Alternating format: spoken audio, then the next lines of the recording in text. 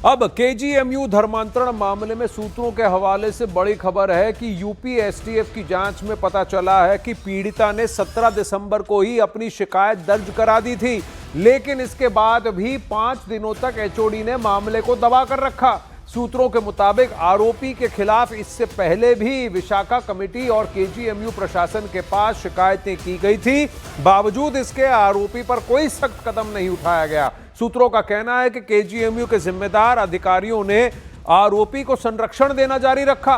सबसे गंभीर बात यह है कि एफआईआर दर्ज होने तक केजीएमयू प्रशासन की ओर से कोई भी कार्रवाई नहीं की गई।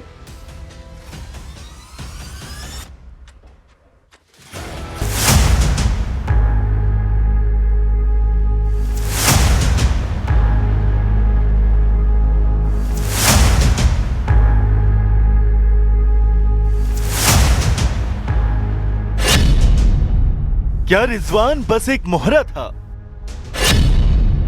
क्या धर्मांतरण गैंग का मुखिया कोई और था? क्या डॉक्टर शाहीन का प्यादा था डॉक्टर रिजवान?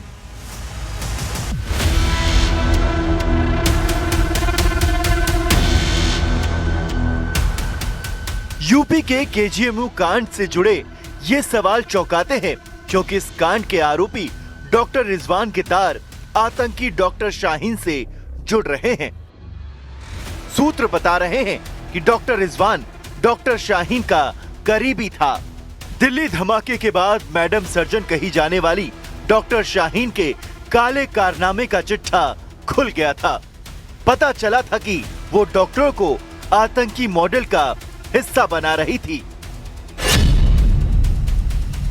और अब ये खबर आ रही है कि शाहीन केजीएमयू कांड के आरोपी डॉक्टर रिजवान को जानती थी। दोनों की मुलाकात लखनऊ के केजीएमयू कैंपस में ही हुई थी।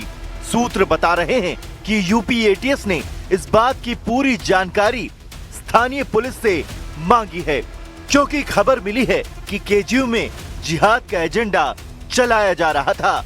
इसी वजह से माना जा रहा है कि जैसे जैसे जांच आगे बढ़ेगी, गिरफ्तारियां बढ़ सकती हैं।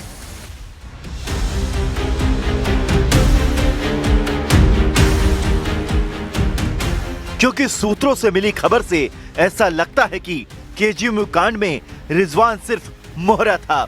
पूरे धर्मांतरण गैंग का सरगना कोई और ही है। डॉक्टर रिजवान और आतंकी शाहीन की दोस्ती की खबर ने इस शक को और गहरा कर दिया। यही नहीं, इस कांड में आरोपी रिजवान की मुश्किलें बढ़ गई, क्योंकि केजीएमयू कांड की फैक्ट फाइंडिंग की कमेटी ने बड़े खुलासे किए। किंग जॉर्ज मेडिकल कॉलेज द्वारा धर्मांतरण मामले में बनाई गई फैक्ट फाइंडिंग कमेटी की जांच में अनेक खुलासे हुए हैं, चौंकाने वाले खुलासे। और यही वजह है कि इसी फैक्ट फाइंडिंग कमेटी की बैठक में यह फैसला लिया गया कि डॉक्टर रिजवान को बर्खास्त किया जाएगा। सूत्र बताते हैं कि केजीएमयू फैक्ट फाइंडिंग कमेटी की बैठक में सभी अधिकारी सहमत थे कि डॉक्टर रिजवान गलत था। वो कई लड़कियों के संपर्क में था और लड़कियों को इमोशनल ब्लैकमेल करता था।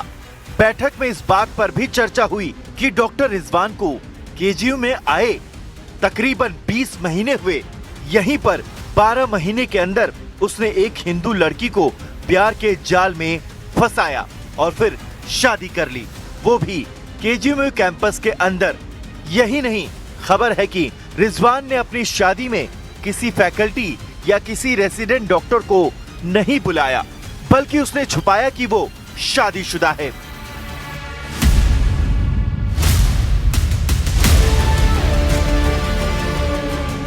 यही बड़ी वजह रही कि पीड़ित रेसिडेंट डॉक्टर को ये जानकारी नहीं मिली कि आरोपी डॉक्टर रिजवान शादीशुदा है।